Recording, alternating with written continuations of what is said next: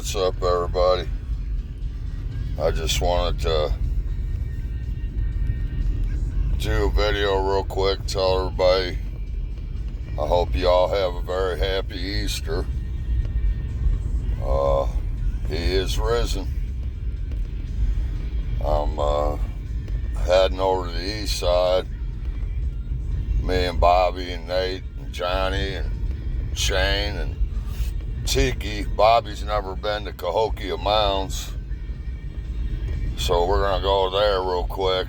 We're probably not gonna be there long.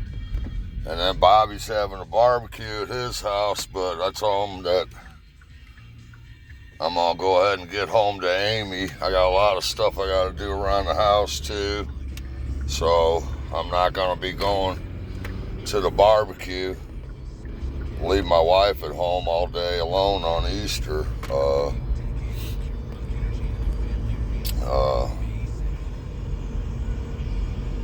The holidays are weird for us since the kids moved out and everything. But I'm gonna go to Cahokia Mound because I said I was going to, and then I'm going back home, gonna be with my wife. Barbecue sounds good, but I'd rather be with my wife. I try to get her to go with me whenever I go over and see my brothers, but she never goes. A lot of the reason she don't go is because, things ain't like they used to be when I was younger. You know, with my brothers and everything. If she would get in any trouble or anything, she could lose her career. And with my brothers, you never know what the hell's going to happen. Not so much that we're out doing things now, getting in trouble, but all of us got enemies, and you never know. Wrong place, wrong time, shit could kick off and get ugly, and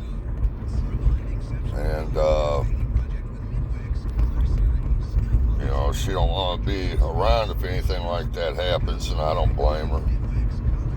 That's why I had that one car that I gave to Johnny. It's sad, but I had it because if anything crazy happened, some bullet holes, whatever, it was the beater car, kind of like a Roadhouse Patrick Swayze car, the car that you take over where shit could get crazy and something bad could happen to the car. But I don't know. I wanted to tell everybody happy Easter though. My Uncle Danny called me the other day. It was good to hear from him. Him and my Uncle Bobby call me still and check in on me and stuff. He said that, see, what we got going on here in St. Louis is during World War II and all, they had a lot of nuclear waste going on, and instead of disposing of it properly, they dumped it into Coldwater Creek. They just had Aaron Brockovich was here in St. Louis investigating all that stuff. We had a grade school a few months ago that's been open, the school's been going since World War II, and they just shut that school down because the dirt is radioactive. And Coldwater Creek goes right by where my house is. My grandma's house backed right up to it. And it snakes all the way through St. Louis over to Florissant, Missouri. And it's all radioactive. I used to swim in that creek when I was a kid. My grandmother never smoked a day in her life, and she died of lung cancer. They pulled a huge tumor out of my grandfather's back. Then my Aunt Cheryl She had to get her breast removed. She had breast cancer. My Uncle Danny, I mean, the list goes on and on. But I mean, when you're a kid, especially when you're a boy, you got a habit, a little kid, you know, you got a habit of winding up playing in creeks and shit. And I've swam in that creek, and the amount of people in my family that's gotten cancer is pretty high. So my Uncle Danny and Aunt Cheryl, Danny said that they're in on that lawsuit, trying to get some money out of it because of all the cancer and everything. My mother grew up in that neighborhood, and she died of pancreatic cancer. You know, it's really irresponsible of the government. They knew that that creek was toxic. They knew it. And nobody was told nothing. It's really, really messed up. You can't trust your own government. And I think of the people that I love that I've lost to cancer, it makes me angry. It makes me really angry. It's like they had that train derailed not long ago. It was last year. They're telling all the people living in that town right there, oh, nothing to see here, everything's all right, but all their livestock and animals are all dying. I mean, human beings don't deserve that. And they, you know, then the housing authority, they tore these buildings down. They were spraying this stuff in the projects. It was all experimentation with radiation and stuff. It's messed up. I mean, that's wrong. It's wrong, and it happens way too often. And then over there in California, that boys' juvenile detention center over there, those boys, one of them started growing like breasts and they found out they were putting estrogen and giving them all estrogen without their knowledge. That should be illegal. Giving all these young boys in juvenile detention center estrogen. I'm sure their thinking behind it is, oh, well, maybe it'll calm them down. I mean, juvenile detention center can be just as violent, if not more, than prison, because you've got a combination of two things. You got young boys whose testosterone is just starting to surge. And testosterone's a real thing. When young boys get in a fight in grade school, it's no biggie. Once that testosterone starts going, people get hurt. And then the other factor you got in juvenile detention is you've got young minds that can't comprehend the consequences of some of their actions, can't fully comprehend that. You put those two together, the immature minds with the testosterone going, it can get violent crazy up in juvenile detention centers. But that in no way gives them the right to pump estrogen in these kids so much that one boy was getting breasts. That's human experimentation, and it's wrong. But I'm not going to talk about all that. It's Easter, and it just, I don't know. I've been really in a deep depression lately, and I got a lot of hurt on my heart. It hurts. My whole family will be over having Easter together, and I won't be there because my dad and stepmom.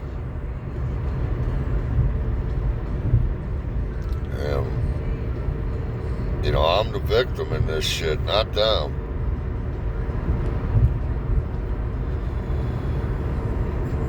It breaks my heart. And then, you know, even if me and my father would make up today,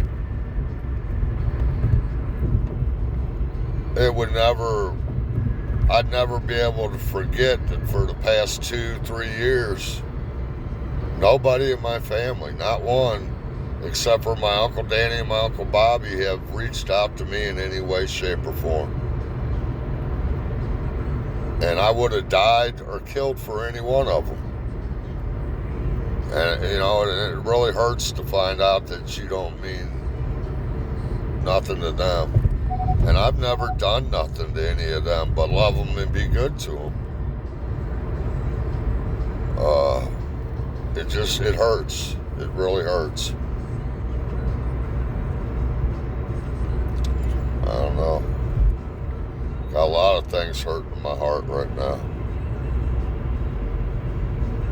My son Seth, I don't ever hear from him. He don't live too far away. I saw him a couple months ago. I went by and seen his new house him and his fiance bought. They're getting married here in a month or so, and he'll never come by. I mean, I raised all them kids, and I did what a father was supposed to do. I stuck around, I worked my ass off, I raised them, and I did the best I could. And they all know my health ain't good, and I don't see them, and it hurts. Well, I'm gonna go over here and see my friends and go down to Cahokia Mounds, and I'm gonna get home to my wife. I don't really even feel much like being out today. Just got a lot of hurt on my heart. And I'm an empath, you know, all that. That's a hell of a point A to point B, ain't it? You go from a borderline sociopath to an empath. The empath stuff didn't start until right before they found that tumor in my pineal gland. They said I probably always had that tumor, but it started growing, and it's growing real slow. I have to get scans on it to watch how much it's growing. But I started having really strange things happening. So much so, I thought it was causing me to go crazy. And I went in to see my neurologist, my brain specialist, and I told him, I said, I think this thing's causing me to lose my mind. And he said, what's going on? I said, I'll give you a couple examples. The one example, first time it really happened, that I can remember it really happening, I took my uncle to the eye doctor down at Barnes Hospital. And we walked in the doctor's office, and he filled out the forms. Well, this guy come walking in like in his 80s. And he was pushing a woman in a wheelchair, probably my age, maybe a little older. And she was mentally handicapped. I don't like the word retarded. But I'm used to people like that. I've been around them. They don't affect me. But I felt this incredible amount of sadness. So much so that I can say it's the saddest I've ever felt in my life. I have never felt that sad. And I had to leave the visiting room, and I went down to the bathroom, and I was sobbing like a baby in the bathroom. I mean, just crying my eyes out. And I couldn't figure out what the hell was going on. I was taking water. I put water on my face, trying to pull myself together. I pulled myself together, went back down to the visiting room, and I sat down, and my uncle goes, "Are you all right?" I said, "Yeah, I'm fine, And then the receptionist calls this old man to come up, and he walks up there, and she says, "Sir, you don't have an appointment today." And even now, this is hard for me to talk about without getting teary-eyed. This old man says, all of her life, her mother and I have taken care of her. My wife died 3 years ago. I can't physically do this anymore. I need to find somewhere I can have her placed. And I'm telling you, I wasn't just relating to what this man felt. I was feeling it. So much so that I'm in the bathroom bawling like a baby. And what that man was feeling, the heartbreak is indescribable. It's the saddest I've ever felt in my life. And he felt like he was letting his wife and his daughter down. And he just physically could not take care of her anymore. And this old man's heart was broken. But I was feeling that shit. And then the last Christmas I went to with my family, I kept feeling this feeling coming off of my cousin. And I called, when we left, I told my wife, I said, I keep feeling, every time I was around Justin tonight, I kept feeling coming off of him what I feel like when I'm thinking about, suicide. A real dark place. And by this time, my wife was picking up on this stuff too. But I wanted to call my Uncle Danny, and I thought, he'll think I'm nuts. I think I'm nuts. It's probably just a feeling. And then I couldn't take it no more. I called up my Uncle Danny, and I told him, I said, you're going to think I'm crazy. But Christmas Eve, when we were all together, I was feeling coming off of Justin what I feel like when I'm suicidal. I think he might be having problems and thinking about killing himself. And my Uncle Danny goes, oh my God, that's so weird. And I said, what? He said, that night, when we were getting ready to leave, he asked me and his mom if he could come home with us because he was thinking about committing suicide. And I mean, there's just a mountain of things like that were happening. And they could tell you, I mean, I'll say, are you all right, Nate? And he'll be like, yeah, I'm fine. And I'll be like, no, you're not. This is what I'm feeling coming off of you, this and this and this. And he's like, how do you do that? And it's like, I'm not saying I can relate to people's emotions. What I'm telling you, and you can think I'm crazy if you want, I feel what people are feeling. When I'm out in public around people, I'm feeling that shit. And most of the time what I feel off of people is frustration, anger, stress. The world feels like a bomb that is getting ready to explode to me. Like you're on the prison yard and shit's getting ready to kick off. But I went into my neurologist and I told him all this. And, I said, I think I'm losing my mind. He said, what's going on? And I told him a couple other examples with what I just told you guys. And he goes, you might be an empath. And I said, that's mumble jumble bullshit. And he says, no, it's not. He said, there's no way to prove it 100% one way or the other, but it's not mumble jumble bullshit. He said, it's a real thing. He said, but most of the time it's just women. And he says, you don't see men with it often. Well, I got to looking into the pineal gland, and that led me down the road to chakras and everything else. But almost every major religion, the pineal gland is the spiritual eye.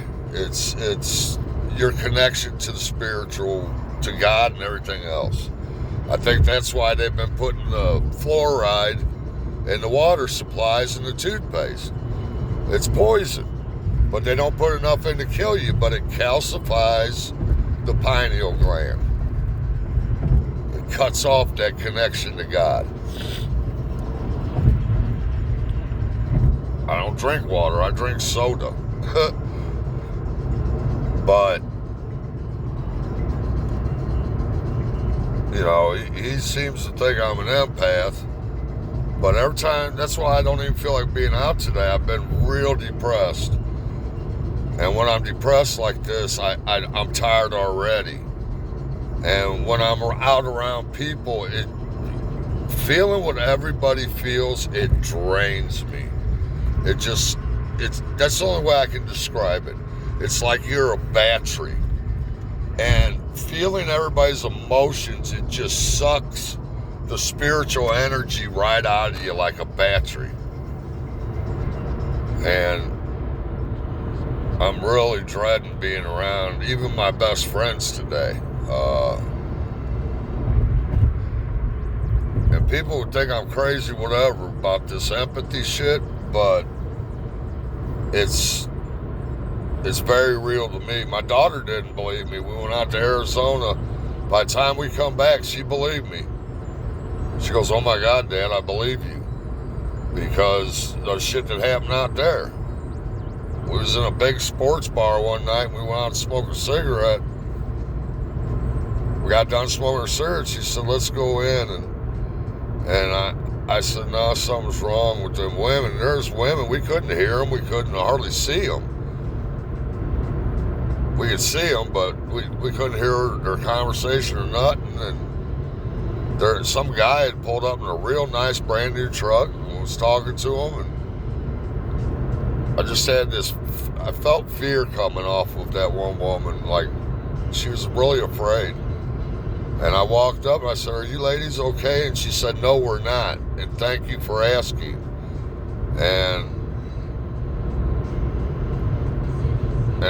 I said, I looked at the guy and I said, "I think you need to leave." And he goes, "I don't have to leave." I said, "I think you ought to leave. I assure you, you better leave." And he left.